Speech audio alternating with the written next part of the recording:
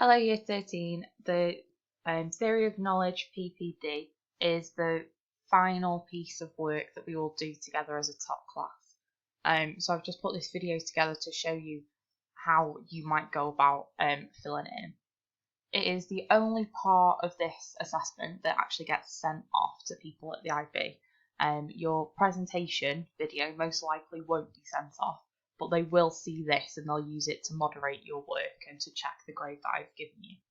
Okay, so the first thing that you need to do as you're filling this in is to fill in this box up here, the candidate personal code. It'll be 4 digits as a number. And if you don't know that, don't worry about it. You can ask me when you see me about what your personal code is. The title of your presentation is the next box that you should fill in. It should be around 5 to 7 words. It shouldn't be very long. It shouldn't be your knowledge question. It shouldn't be a summary of your RLS. It's just a brief title that you would like your presentation to be known by. And that goes in this top box here. Following that, you need to indicate the duration of your presentation. Remember that the presentation is supposed to be approximately 10 minutes per person. And you just need to write as closest to the nearest minute how long your presentation was. You need to make sure that you also indicate the number of participants in your presentation. Most students generally have one person in their presentation, but you can have up to 3, so just make sure that you write that down. The reason this is really important is because if you have done the same presentation, you will likely have the same PPD form, and if 2 people have the same PPD form but haven't said that there are 2 people in their group, then that is a cause for concern. Okay, so the actual candidate section then, the bit that will be assessed, is as follows. It says candidate responses on this document must be typed and are limited to a maximum of 500 words for the whole of the candidate section, not per field. So I'll just quickly scroll through to show you the candidate section. So it starts here where it says candidate section, and then it goes all the way down here, and then at the end there's a TTIF section, so you don't need to worry about filling that section in. So it's those pages that are the candidate section that is limited to a maximum of 500 words. Okay, the first section that you need to fill in then is where it says describe your real life situation. I've put suggested word counts in each of these boxes so that you know how much you're writing, and so that you don't go way under or way over 500 words. So in this first box, you need to describe your real life situation. You might, if you're using an event like 9/11 that is really easily identifiable and a lot of people know what it is, you might get away with a shorter description. If you're using a real life situation that is less common or is more complicated, you're going to use more of this box to explain it. Remember, only about 10% of your presentation time is going to be committed to explaining your real life situation. You only need to do your main real life situation and not any of the subsidiary ones, and it can't be the same as anybody else's in the group. You might want to include any expert information, any philosophers or theorists that you've used. If you've used any experiments, they might go in this box also. Okay, the next part of this form then is where it says state your central knowledge question, and it must be expressed as a question. You can't have something that's along the lines of an investigation into X. It has to be phrased as a question with a question mark at the end. This is going to be around about 15 words. If it's longer than 15 words, the chances are your knowledge question might not be very focused. You might be trying to put too much into it. We will have talked about this before you did your presentation, so your knowledge question should have been approved by me in advance. You need to think about whether or not your knowledge question uses theory of knowledge language.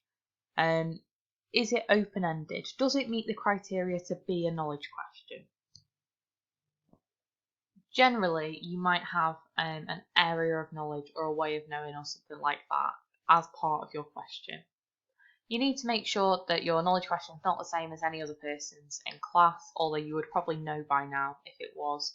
And you also need to make sure that only one knowledge question is going to go in this box. If you've got any subsidiary knowledge questions, any that you follow up later in your presentation, they don't need to go here. It's just your central knowledge question for your presentation. Okay, the next box then is to explain the connection between your real life situation and your knowledge question.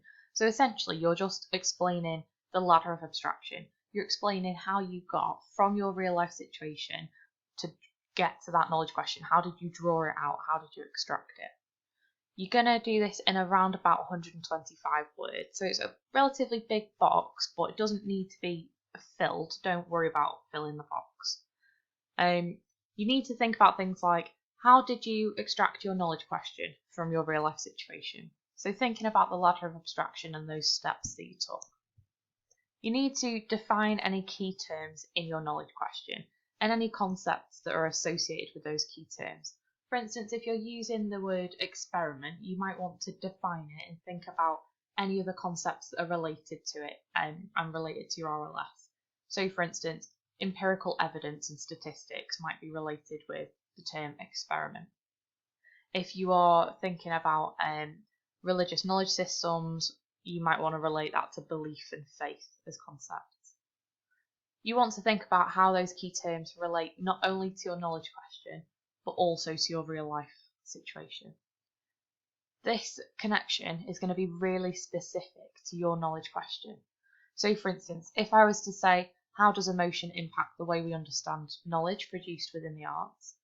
I firstly might want to define what actually is artistic knowledge. What is emotion? I might want to discuss the role that disgust has in influencing people and preventing people in understanding roadkill taxidermy art, and explain the link in emotion in that sense, because that would really clearly explain the link between a real life situation that I'm using and a knowledge question. So you need to make sure that you define key terms, relate them to your RLS, and have a clear connection. Okay, the next section of your PPD is to outline how you intend to develop your talk presentation in the context of your real life situation. You want to include analysis of your main knowledge question and related knowledge questions, as well as arguments and perspectives. Responses can be presented in continuous prose or a list of points. So essentially what this box is wanting you to do is to explain what you have done as the main body, as the development section of your presentation. You want to use around about 210 words. If you're struggling to fit your presentation to summarise it into 200 words, you might want to think about shrinking keywords down that you might use a lot. For instance, knowledge question can be KQ. Instead of writing real life situation, you can write RLS, AOK, WOK, instead of having area of knowledge and ways of knowing. You also want to make sure that if you are going to discuss those things, you're not treating them individually because they work as a network. So for instance, if you are going to discuss imagination, you might also want to discuss faith, you might want to discuss logic, because they don't necessarily work independently.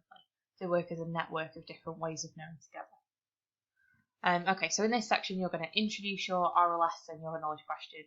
You don't need to go into it in any sort of detail, really, because those are explained in much more detail above. In a similar way, your key terms are likely to be explained in the box above this, so you don't need to do that in any sort of depth.